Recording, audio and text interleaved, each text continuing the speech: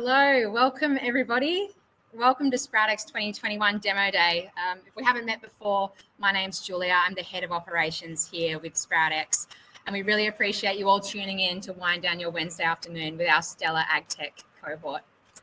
We'd love to hear where you're dialing in from. This is a virtual event, so we've got people from all over. So do get active and say g'day in the chat.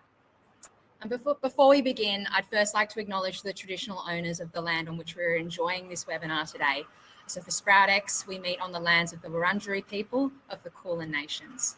We pay our respects to their elders past, present and emerging, and I extend that respect to all Aboriginal and Torres Strait Islander peoples on the call with us today. Welcome. So today marks SproutX's 5th demo day. 5 years in the game and 5 cohorts later, we've accelerated 34 startups, 26 of whom are active today. And these teams have gone on to support over 142 jobs in the tech sector, which I think is something to be really proud of, because we start with our teams at just a co-founder size. So I think that's pretty cool. We've also seen steady portfolio growth, taking a collective valuation at 27 million through to 74 million today. Thank you, Maxi, for bringing up those fantastic numbers.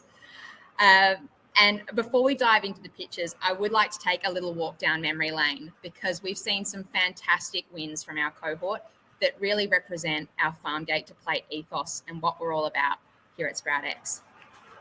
So first cab off the rank is Little Green Panda, our design to disappear sustainable packaging company. Now, they launched a world first cutlery line made from degradable coffee grounds, and that sold out nationally in 3 days. You also might see them next time you head to the movies, because they've just signed a supply deal with Australia's 180 independent cinemas for their sugarcane straws. If we were here in person, we'd give them a little clap, but that is just amazing stuff. Taking it back to year one with Provenir, Australia's first and still only certified mobile abattoir, they've just started launching a range of value-added products like family pies and bone broth, in addition to their high welfare beef. So if you're on the East Coast, they truly are the best Christmas roast. That came out naturally. Bringing it onto farm, we've got Pear Tree Intelligence, solving app and data fatigue for farmers with their universal dashboard. Hello to Hamish on the call as well. Pear Tree took out a prestigious US award, the Farm Management Innovation of the Year, at a much sought after competition. So congratulations to their team. And finally, Fresh Supply Co., our team that bridged the fintech and agtech space. They've signed a deal with CSIRO and MasterCard to offer more accessible trade finance and working capital for Australian producers. So well done to our teams. And if you want this news in your inbox, this is just a snapshot. Please do sign up for our newsletter, where you can find out about jobs with startups and more great news like this. But today's really all about the 2021 crew. I can't wait to get stuck into the pitches, but I'd just like to remind everyone, given that we're in this virtual mode and you can't cross the room to talk to someone, I'd really encourage you all for the next hour to be really active listeners rather than passive. We can all add something to these founders' journeys. So not all the asks are for investment. We've got asks for introduction, for great talent, for community leaders who might be able to unlock a turnkey partnership for these teams. So no matter how small it is, we've created some great ways for you to direct message, to book a follow-up call, or to connect directly on LinkedIn. So please do be active on the keyboard and see what we can give back to these amazing founders. And with that, I'd love to hand off to our Master of Ceremonies, Maxi.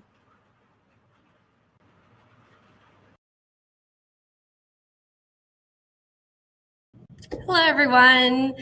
Thank you so much, and Julia. And hello to our audience. Thank you for joining us at the very last leg of your hump day today. Very grateful to have all of you with us. My name is Maxi Zhuang. I am the Marketing and Community Associate at SproutX.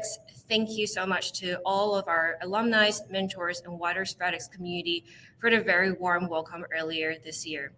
So before we start the pitch sessions, I would love to take the opportunity to talk about the organizations supporting SproutX and also the wonderful humans behind them. It is thanks to their guidance, time, connections, and expertise that we get to build a nurturing environment the way that we had hoped to with a lean team for our cohort to sprout into where they are today. So we are powered by Findex. Hi, Findex team in the audiences. A financial services provider to small, medium enterprises with over 120 locations in ANZ, and a leading national providers to agri-businesses with over 14,000 agri-clients. So to learn more about the work they do, just check out their Your Story is Our Business series at the pop-up hot link this way.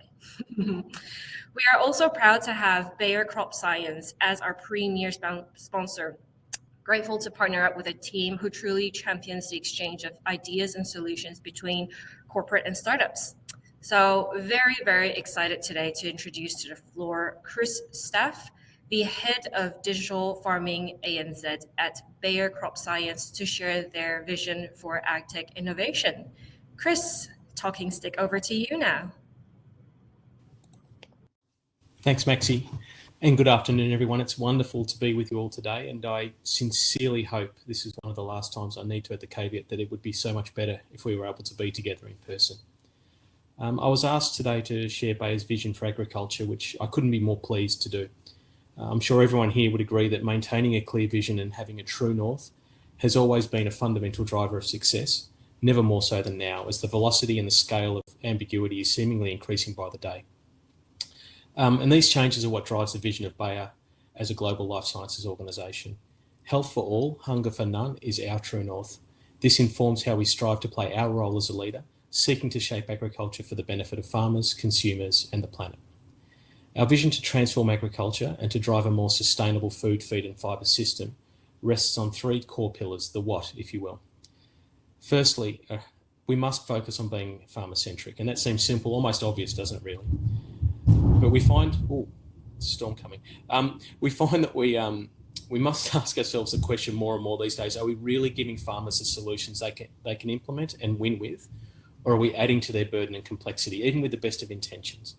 Now, my perception of the agtech segment is that it's come a long way in the last few years of avoiding solutions, looking for problems.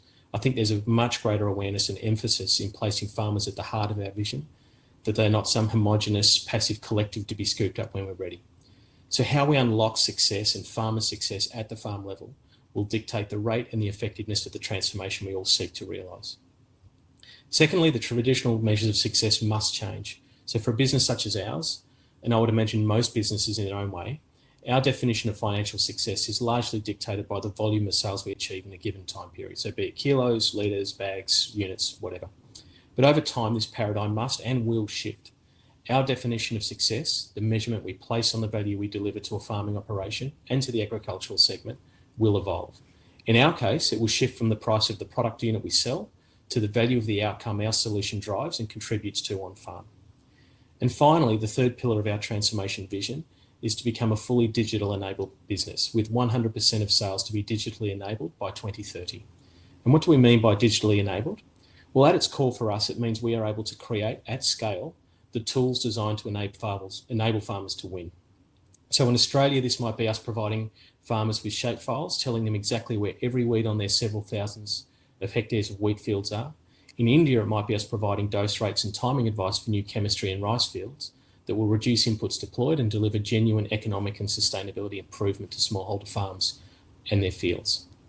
So how do we get there? Well, there are many principles that we can apply, but for today, I wanted to focus on just two that I believe are most relevant for our gathering.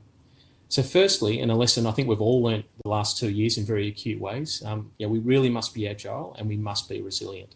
Since we formed our digital farming team here at Bayer, one of the characteristics I've most admired about startups with whom we've engaged has been their agile mindset. I was actually in a discussion not long ago with one of the cohort presenting tonight, and they mentioned almost in a really casual way how they've shifted focus on their main input source over the last couple of months since we spoke. And this early recognition and acceptance of the need to be agile, to adapt to new information, to embrace the learning that comes along the journey, and of treating failure not as a negative but as an essential component of personal and organisational progress is a really fundamental enabler of success. Secondly, and finally for me today, we will only succeed with a commitment to collaborating and taking a partnership approach to developing the solutions that will enable farmers to win. As a business that for decades has prided itself on delivering world-class but end-to-end product innovation, this is a significant mindset shift for us, but absolutely necessary. A foundational aspect of our local digital strategy is that we are partnership-driven. We always view through a lens of collaboration, not competition. And our recent partnership announcement with Microsoft is aimed at addressing this exact issue. At its heart, the vision for our collaboration with them is focused on making available a range of tools, data sets and capabilities to any business seeking to drive improvement at farm level. These tools and services will allow founders to focus on their solution and creating success for the farmer, rather than duplicating their efforts and resources on those elements where maybe a more standardised delivery will drive more successful outcomes for all. So for example, basic data collection, storage and processing, grower interface platforms and so on. Our hope is that with more activity focused on designing unique and targeted solutions and enabling the farmer to win, we will deliver on our vision to shape agriculture into the digital age.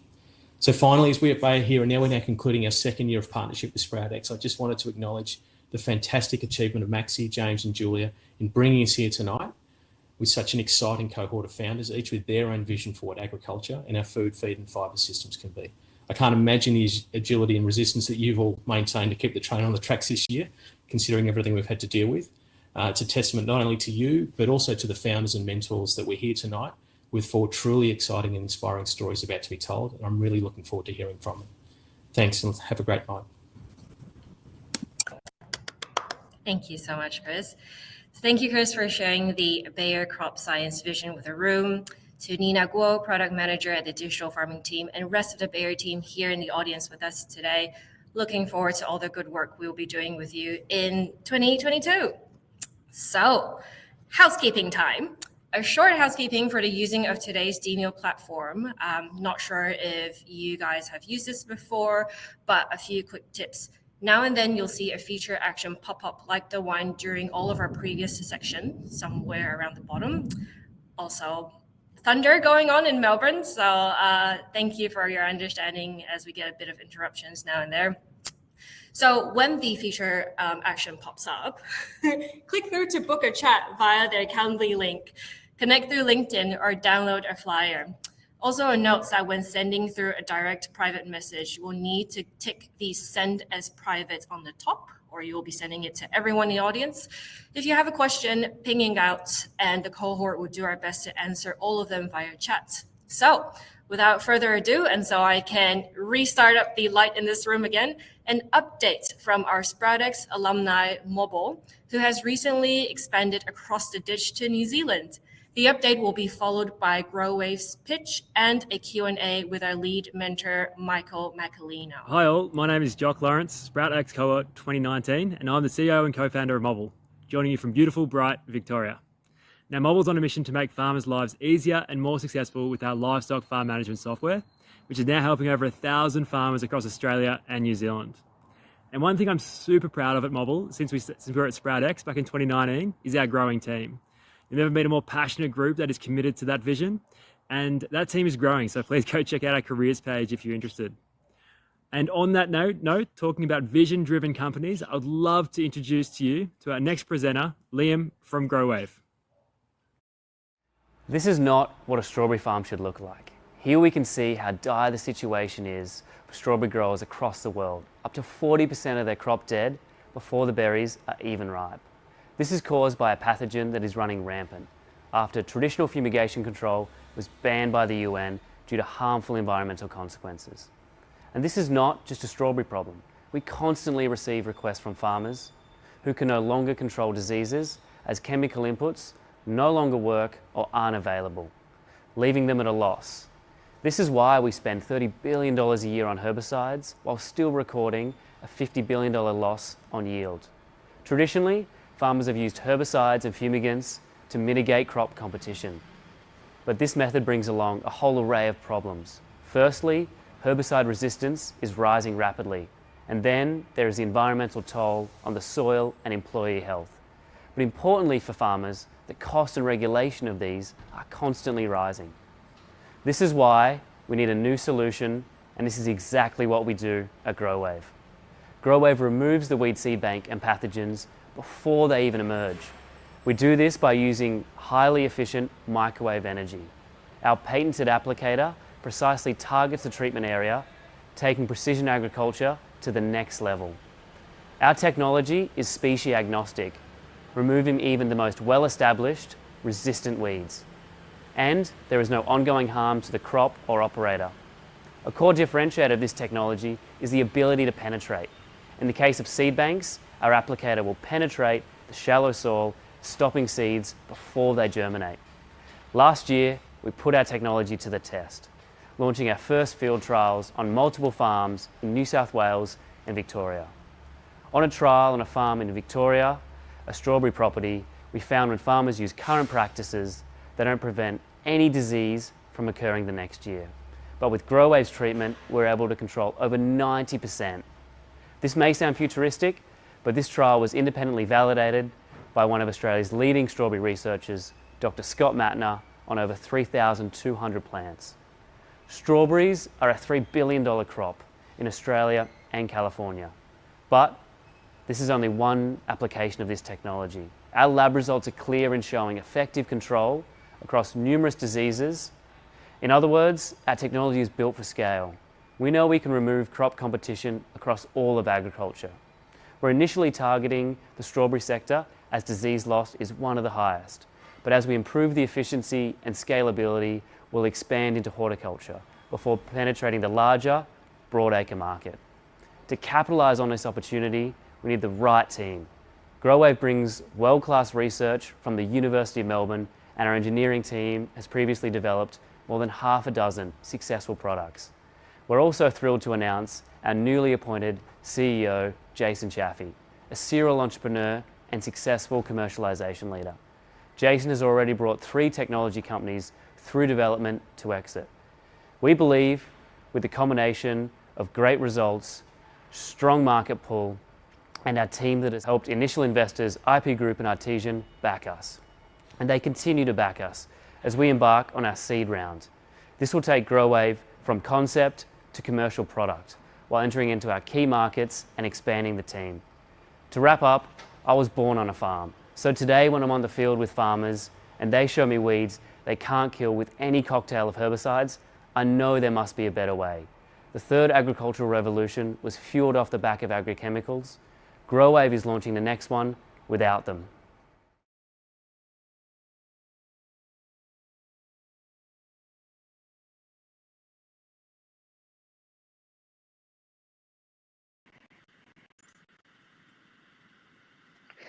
Liam, good to see you, and a great pitch, and really good to see everybody in the chat, and hope you're all enjoying Demo Day. Liam, to kick off with a bit of Q&A, this is a pretty interesting piece of technology. What have you found has been the hardest part of the commercialization process so far? Yeah, sure. Thanks, Michael. I think, well, we all know hardware is pretty hard, and especially taking, fine electrical equipment onto the farm is even harder. Somewhere, the highest kind of regard for robustness is needed when you're going onto a farm, and so that's been something we've really had to work through. We've broken a lot of things on the farm, but this year we've made really good progress on, the actual reliability of the system. That's a big one.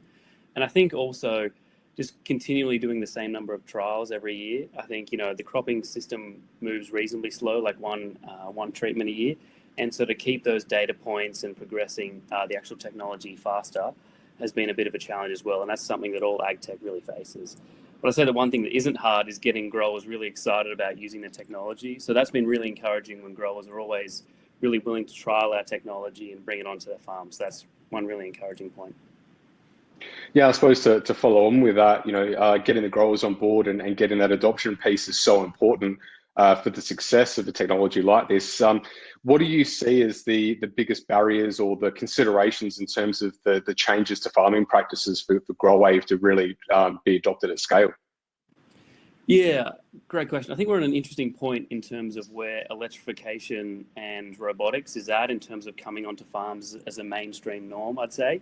And so we really want to be a part of that, not ahead of that, but a part of that. So I think it's really important that our technology can be powered by a diesel system at the moment, just a standard tractor, but we're really working towards a fully electric system. That's really important for us.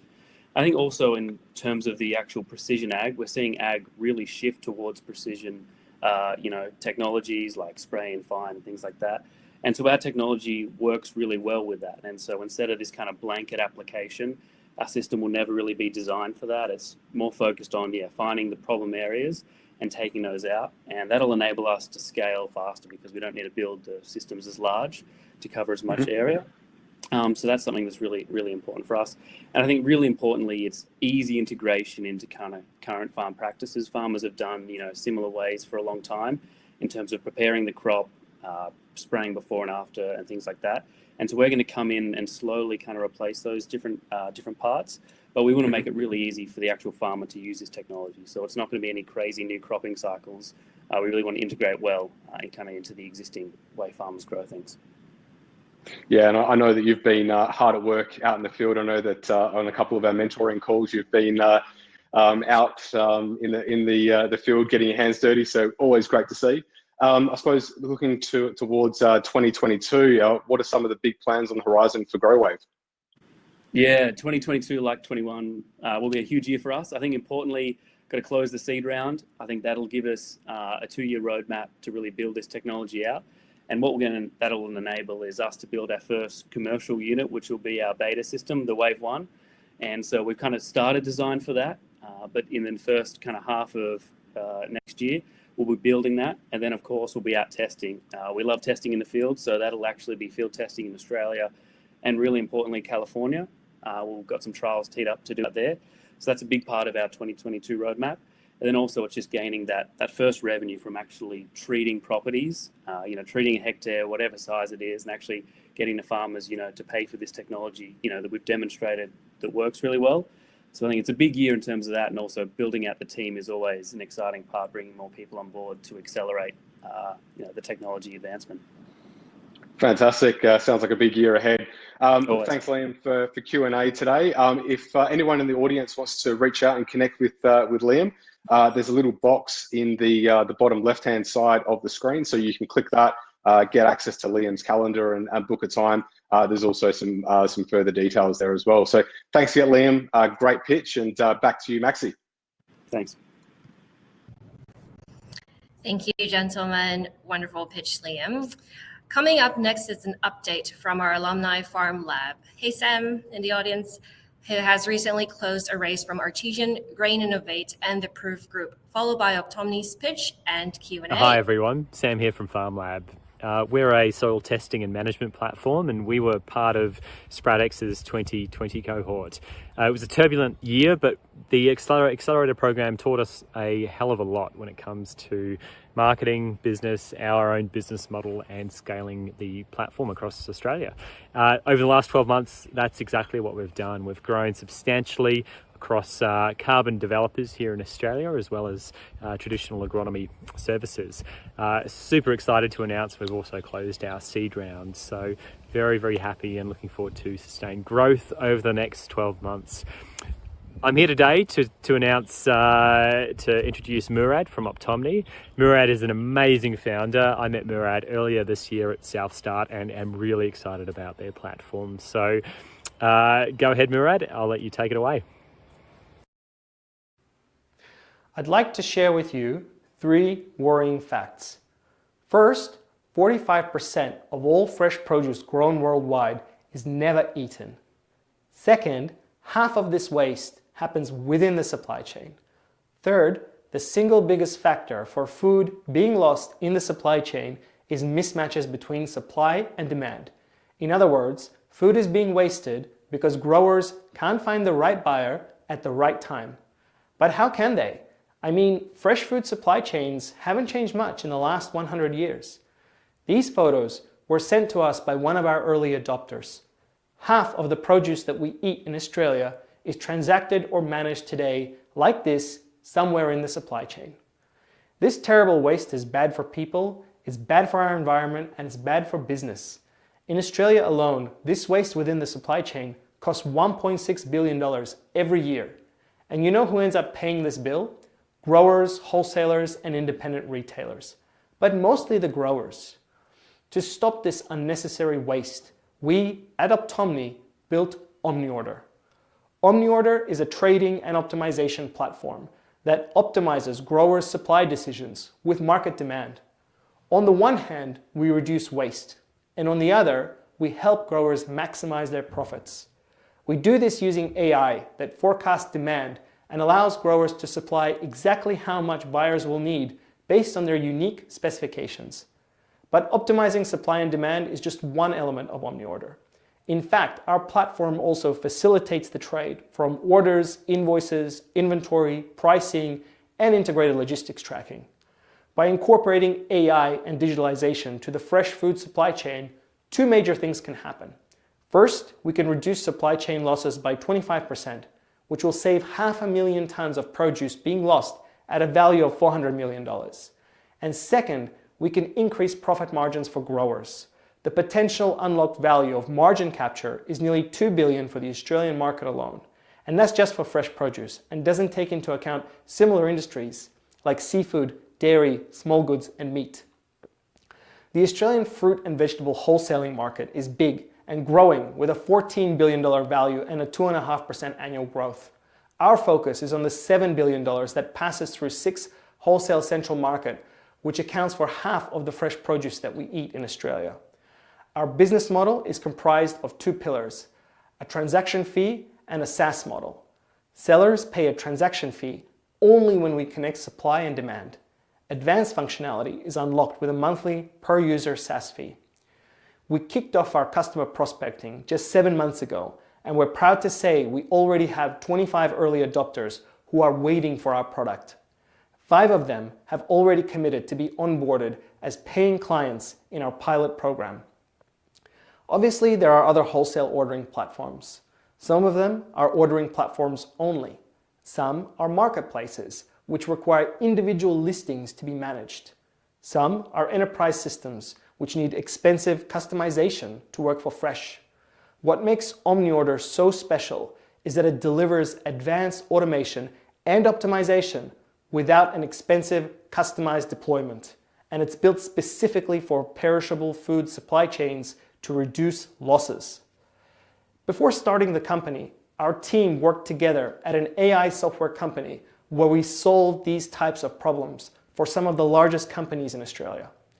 Abdel, our CTO, was the technical lead for AI ordering software, which is still being run at Australia's largest food service distributor. Sabina is an expert marketing professional with an arsenal of UX skills, and I was the solution designer behind the market trading platform, which is being run at Australia's largest grower. Never before has the time been better for digital transformation in this traditional industry. The pandemic is driving an increase in e-grocery and driving more digitalization across the whole supply chain. At the same time, major supermarkets have invested into AI-driven inventory optimization for fresh, and the rest of the sector will follow. Tighter produce specifications now allow digital trading with less need to physically inspect produce every time. And growers are under a lot of pressure with bushfires, fruit fly, and worker shortages, which is forcing them to innovate and seek to get more value from their harvest. This quarter, we're focused on going live with our early customers.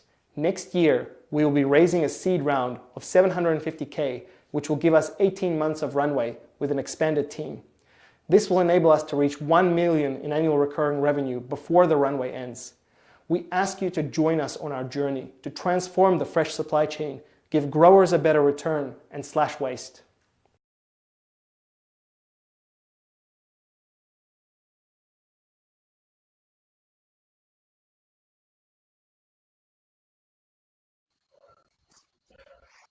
Hello. Hey, Brad and Sabina. Hello, hello. So, really, really good pitch, and it's amazing to see how far you've come. I know that we've been speaking about this since you joined ThinkLab and then into SproutX as well. So it's amazing to see how far the business has come. I suppose to kick off, who do you see as the main beneficiaries of the OmniOrder platform? Thanks, Michael. That's a really great question. Growers, wholesalers, and independent retailers, as well as other commercial buyers, they all benefit from reducing mismatches between supply and demand because they all incur losses due to these mismatches. But it is the growers that incur the most losses and take the most risk, since they go into the red if price falls below the cost of production. And they would be the greatest beneficiaries, especially from a supply chain visibility and price transparency point of view. Independent retailers benefit from an admin reduction point of view, but as well as that better supply visibility, as well as through traceability, which is built right into the system. So you don't need a bolt-on system that just does that. Now, even wholesalers and other intermediaries, if they add value in the supply chain, they benefit from greater operational efficiency and access to a larger pool of customers that can be reached, even if they can't physically come into a wholesale market. And how confident are you that this can work for the fresh food industry? Yeah, we literally get asked this question all the time. So really appreciate you brought it up, Michael. And we do understand the reason behind this question is, fresh is very different from most other categories. So there are many things to consider, such as seasonality, ripeness, product gradings, and volatility in pricing due to supply and demand. Sometimes produce is sold as a commodity, sometimes it's branded. And the important thing, the big thing to consider is whether a grower has a presence at the wholesale market or doesn't. So there are many nuances. And as was mentioned in our pitch, we worked with some of the largest growers in Australia prior to starting Optomni. So we had a good understanding of the industry and the need for technology. However, when we decided to bring OmniOrder to life, our number one goal was to build a system with the industry and with the people that are going to use this system. So once our prototype was developed, we just went out and started talking to wholesalers at wholesale markets, to growers. So we were showing them what we have and incorporated the feedback in our MVP. And even when the MVP was in the development, we were still constantly getting feedback and incorporating it in our system. To give you an example, our first customer, Qualipack, who we have just announced that we'll be starting a pilot with them, they reached out to us something around 6 months ago, and they have been part of the development process since then. So because we specifically designed OmniOrder for this unique industry, we are confident that it's going to work. Fantastic. Yeah, and I know that pilot that was announced earlier this week is going to be keeping you busy next year. If there's people in the audience that want to reach out, what's the best way to learn more and get in touch with both of you? Oh, look, just get in touch with us, book a chat with us. We'd love to share with you our plans for 2022. We'll be focused on closing our seed round, and yeah, please get in touch if you're interested. Little box on the left side. On the left-hand side, yes, bottom left-hand corner. Yeah, so today with all of the teams, there's a little option in the bottom left to book a time via Calendly, and we're going to be sharing some other information there, websites and LinkedIn profiles, etc. So Murad and Sabina, it's really good to see you online on the call. Well done again with your pitch, and back over to you, Maxi. Thank you very much. Thanks, Thank everyone. you.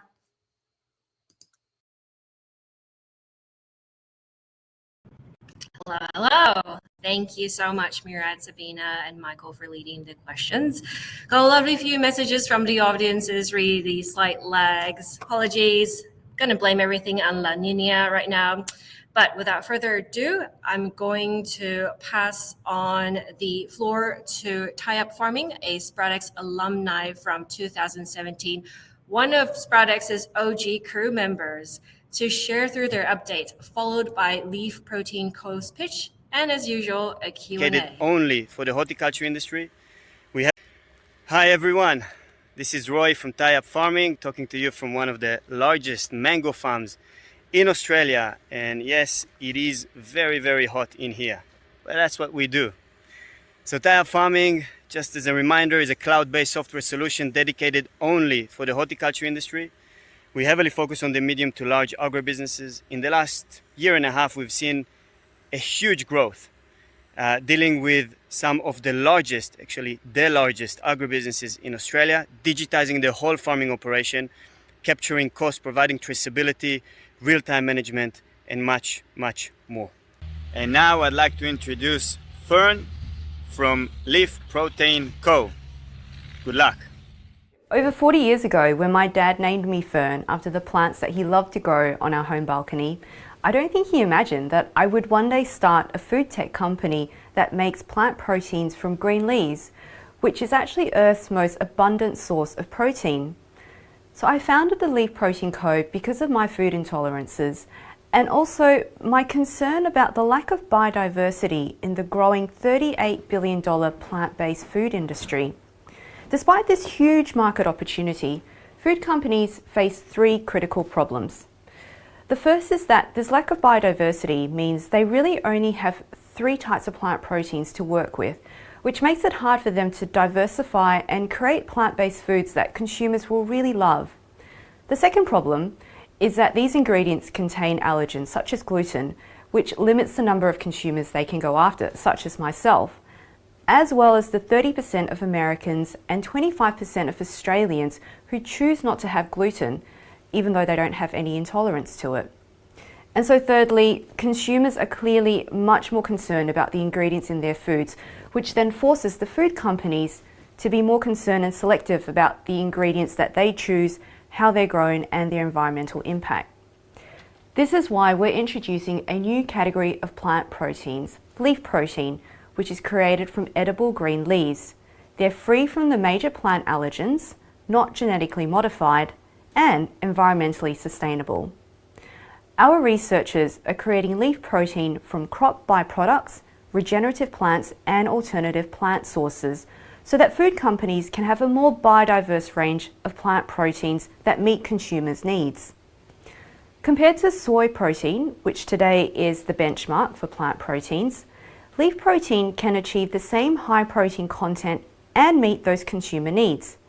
In addition to this, our thermomechanical extraction process means that our leaf protein ingredients are free from unwanted chemical residue. This gives the food companies what they call a clean label ingredient, which is much sought after in the industry. We're operating in a big market. The $38 billion plant-based food market will be worth this much by 2025.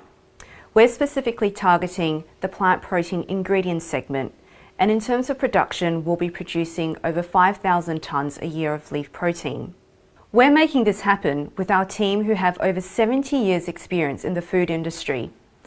Rod McDonald has been researching leaf protein extraction for over 27 years, while Jonathan Midders is a senior food executive with deep expertise in scaling up lab-scale research to commercial processes.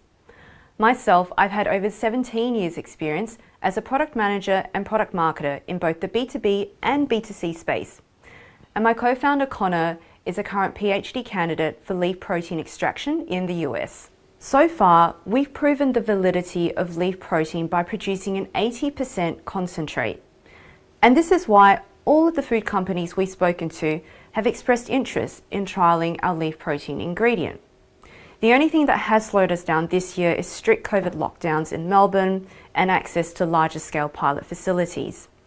Just this month, we've had 2 of these prospective customers come back to ask when they can receive samples. Our aim is to put samples in the hand of prospective businesses by January, if not before. So the good news is that we've now engaged a pilot facility in the US to produce our first sample batch. And we've also engaged growers of the largest crops of sweet potatoes both in the US and Australia to supply our feedstock for producing our samples. Our next stage is to continue our research together with the CSIRO in a co-funded project which will help us improve the efficiency of the commercial production of leaf protein. On a final note, who knew that your name could lead you to your life's work? At the Leaf Protein, we're on a mission to give consumers more and better food choices and help food companies access a wider variety of plant protein ingredients so that they can really capture the plant-based markets. We know that we can make this happen with our experience and our passion.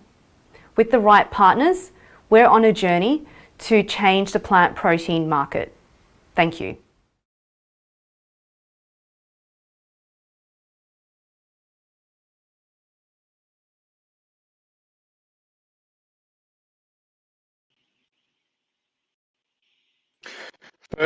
Great to see you, and an excellent pitch. I didn't actually realise that your name had the link with your business, so really good to learn that and understand that.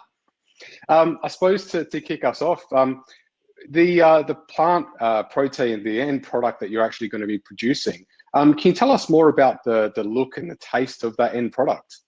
Yeah, sure. Thanks, Michael. So the end product is actually in powder form. What we do is we fractionate or separate out the green from the white proteins, and we do that to try and achieve as neutral a color as possible. That makes it easier for formulations for the food companies.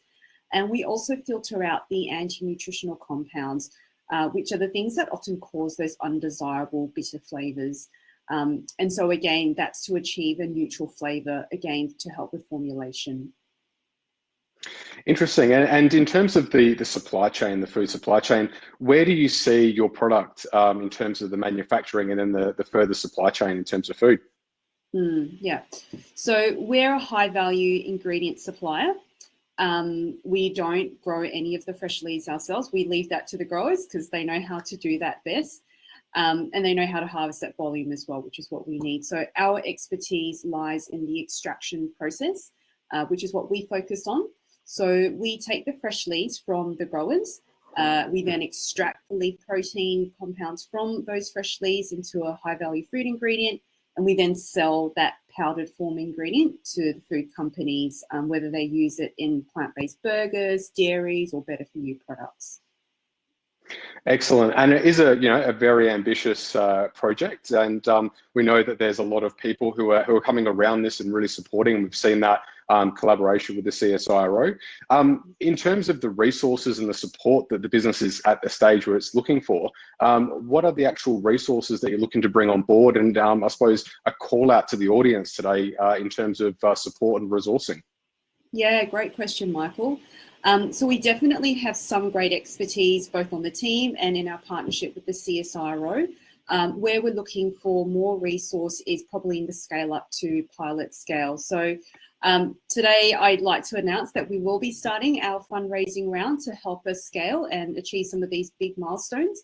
We're looking for 500K raise, and that will help us secure those ongoing pilot facilities, which will allow us to produce in the kilograms and then start to head towards tons next year. And a lot of that obviously is to fulfill and meet the demands that we've had from these global ingredient companies that are really keen and been very patient in waiting for larger scale samples.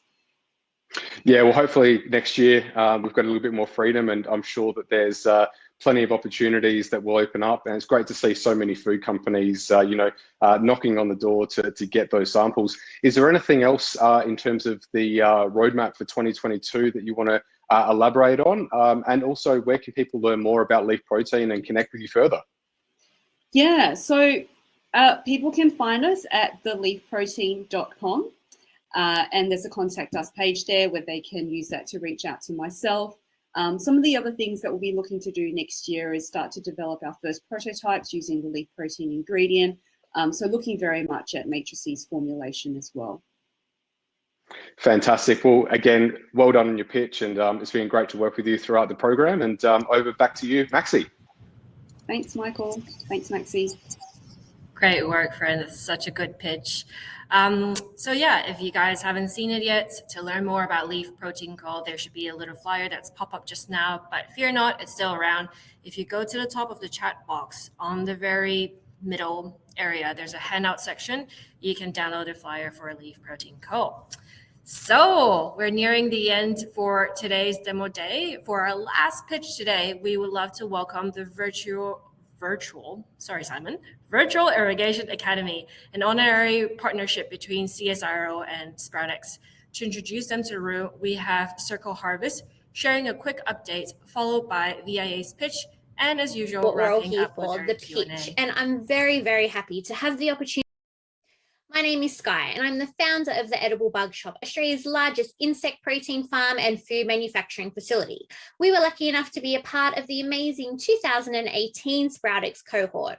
This year has been huge for us with the launch of our freshly branded retail range called Circle Harvest into stores around Australia. You might have seen our cricket protein corn chips, pasta, or even granola on your travels. We're really excited because we're currently part of the Grow to Asia program, which means we're able to hop on over to Asia and introduce our unique brand of retail products to a completely different market. We're expanding quite rapidly, and that's why we're currently raising capital to increase our production capacity and keep up with the demand for our products. This will help us to cement our place as world leaders in alternative proteins. Now, let's talk about what we're all here for, the pitch. And I'm very, very happy to have the opportunity to introduce the wonderful Simon from the virtual Irrigation Academy. By the year 2050, the world's farms will have to increase their food production by 70%. That is a lot more food. In low-income countries, particularly across Southeast Asia and Sub-Saharan Africa, this production relies mostly on smallholder farmers. In fact, around 80% of the food produced in these countries relies on these farmers. Meeting this growing demand will require a quantum leap in productivity and changing the practices and methods these farmers have been using for generations. One change that can deliver exponential impact is the better use of water. Simply said, if we can help farmers be smarter, more efficient and more accurate with their use of water, the more food they can produce in a more sustainable manner. And that is exactly what we've been doing at the VIA. In the past 6 years, we've worked with thousands of farmers in more than 20 countries. My name is Sky and I'm the founder of the Edible Bug Shop, Australia's largest insect protein farm and food manufacturing facility. We were lucky enough to be a part of the amazing 2018 SproutX cohort. This year has been huge for us with the launch of our freshly branded retail range called Circle Harvest into stores around Australia. You might have seen our cricket protein corn chips, pasta or even granola on your travels. We're really excited because we're currently part of the Grow to Asia program, which means we're able to hop on over to Asia and introduce our unique brand of retail products to a completely different market. We're expanding quite rapidly, and that's why we're currently raising capital to increase our production capacity and keep up with the demand for our products. This will help us to cement our place as world leaders in alternative proteins. Now, let's talk about what we're all here for, the pitch. And I'm very, very happy to have the opportunity to introduce the wonderful Simon from the virtual Irrigation Academy. By the year 2050, the world's farms will have to increase their food production by 70%. That is a lot more food. In low-income countries, particularly across Southeast Asia and Sub-Saharan Africa, this production relies mostly on smallholder farmers. In fact, around 80% of the food produced in these countries relies on these farmers. Meeting this growing demand will require a quantum leap in productivity and changing the practices and methods these farmers have been using for generations. One change that can deliver exponential impact is the better use of water. Simply said, if we can help farmers be smarter, more efficient and more accurate with their use of water, the more food they can produce in a more sustainable manner. And that is exactly what we've been doing at the VIA. In the past 6 years, we've worked with thousands of farmers in more than 20 countries. By providing them with technology and practical know-how on water use, we've helped create some jaw-dropping impacts. 64% have seen higher crop yields, 71% have saved time, 41% have reduced their use of inputs like fertiliser, and 72% have used less water. Unfortunately, these results are all too rare. The question is, why? Because of this scary statistic I'm about to show. Across the entire industrialised world, only about 20% of farmers use soil measuring technology to determine how much water their crops need. In developing countries, this number is practically zero. Think about that. Across the world, most of the farmers who grow the food we eat are watering crops without actually knowing if the plant needs it. Why would they do this? It's all about mindset. Most farmers don't like risk. The default position regarding application of water is the more the better. It's a perfectly understandable approach. We all know plants need water to live and to grow, but it's not environmentally sustainable, and it wastes so much potential. Understanding this fact is how we've achieved those results. We use our simple and effective products as a launchpad to provide farmers with the information, the know-how, and most importantly, the confidence to apply change behaviour in the field. So what exactly does VIA do? We've created tools that simplify how farmers measure soil water, nitrate and salt using colours as thresholds for action. Red is dry soil, you need to add water. Green is moist soil, what to do is your decision. Blue is wet soil, you can take a break. But there's more than just technology. We've created a social learning system that builds on the farmers' local knowledge to optimise their use of resources and improve crop production. This combination of technology and social learning is how you build confidence. We also provide a digital platform that displays and analyses the data collected from our sensors. This not only helps farmers with optimising water use on their individual fields, but also helps their communities to govern and manage their water use collectively. The benefits we've seen from this approach have been staggering. In Malawi, over the course of 3 seasons, we've seen yield increases of up to 103% for beans and up to 164% for maize, resulting in dramatic increases to farmer revenues. These results are amazing, but what was mind-blowing was not the farmers' numbers, but their words. They didn't mention yields or revenue or time saved. For them, VIA is about community cohesion and reducing tension and conflict. One day, on a visit to a scheme, the ladies in this video suddenly stopped work and came over to sing about how VIA had helped them. This had a profound impact on our team. They came to us and simply said, "We are no longer fighting over water." We at VIA now realise that our business is not about helping individual farmers, but helping farming communities, regions and nations change their thinking about water to ensure its fair and equitable distribution. So far, we have 7 local partners who support and empower communities on an ongoing basis. But it's not enough. We want to create impact on a global scale. How can you help? Good news is, not asking for money. We need partnerships.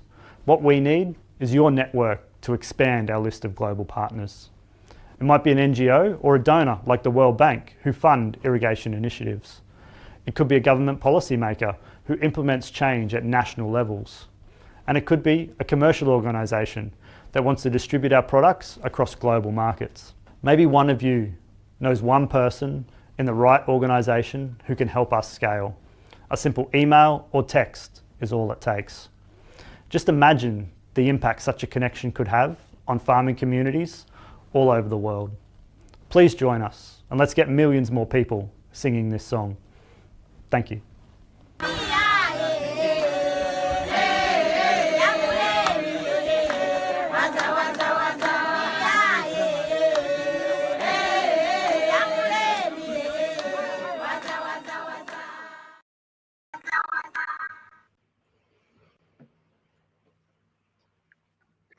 Simon, that was a really amazing pitch and amazing. I always, seeing that song and those people dancing at the end, I think is always a moving thing, and you start to see the real impact that technology and programs like this can have in the world. I think sometimes people forget that there are countries that haven't got the access to technology the same way that we do in Australia. So I think to start off with, I know there's a big history that has brought this to the scale and the reach that it has so far, but there's so much more to go. Can you start by telling us a bit more about the team and the partners that are behind the VIA and have brought it to this point? Yeah, thanks, Michael. So as Maxi said at the start, VIA has been developed within CSIRO, primarily by a scientist called Dr. Richard Sazeka, who is a specialist in irrigation, water productivity and agriculture with decades of experience. And he's been working with the CSIRO for about 30 years. So the research for this project for the VIA and the things we've got at the moment is funded through the Australian Centre for International Agriculture Research, which comes out of the Australian government's foreign aid budget.